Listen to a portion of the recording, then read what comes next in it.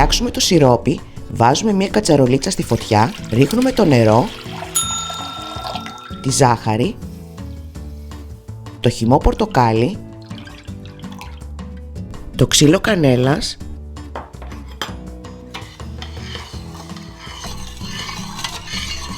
και αφήνουμε να βράσει 2-3 λεπτά και αφαιρούμε από τη φωτιά.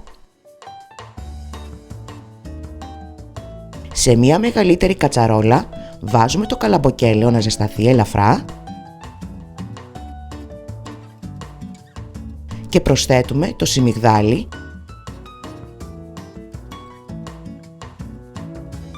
ανακατεύοντας συνεχώς με ξύλινη κουτάλα μέχρι να καβουρντιστεί.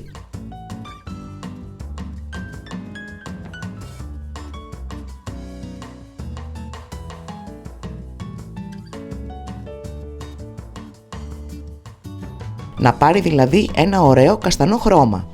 Στο σημείο αυτό προσθέτουμε το ξύσμα πορτοκαλιού,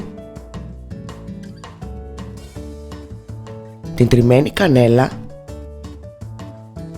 και αν θέλουμε προσθέτουμε ξηρούς καρπούς και σταφίδες.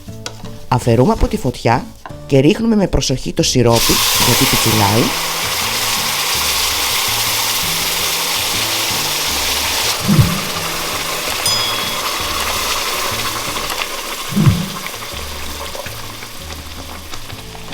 Βάζουμε πάλι την κατσαρόλα στο κλειστό μάτι της κουζίνας και ανακατεύουμε μέχρι να πήξει.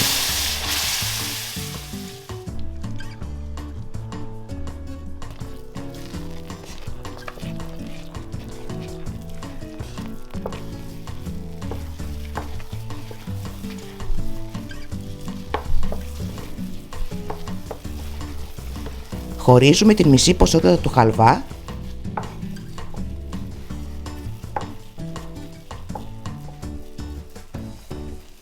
και την αφαιρούμε σε ένα μπολ.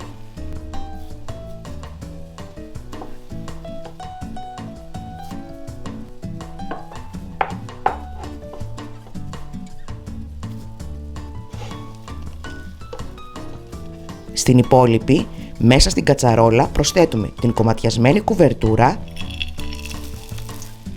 ανακατεύοντας να λιώσει και να ενσωματωθεί με το χαλβά.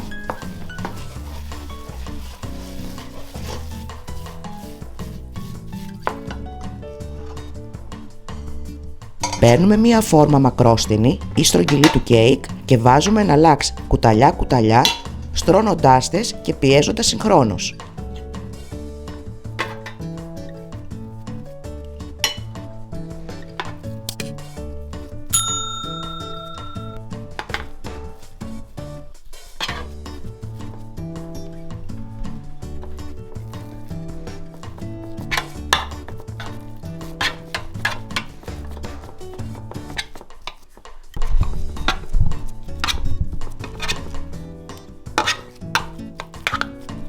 Συνεχίζουμε την ίδια διαδικασία μέχρι να τελειώσει το μείγμα.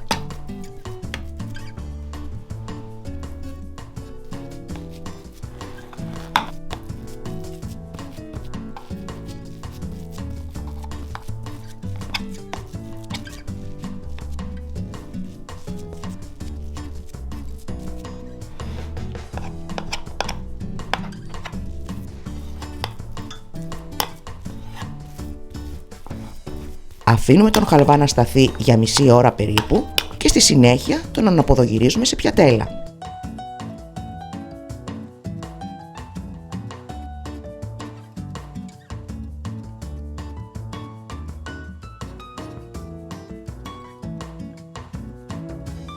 Αφού κρυώσει εντελώς, τον γαρνίρουμε με λιωμένη κουβερτούρα,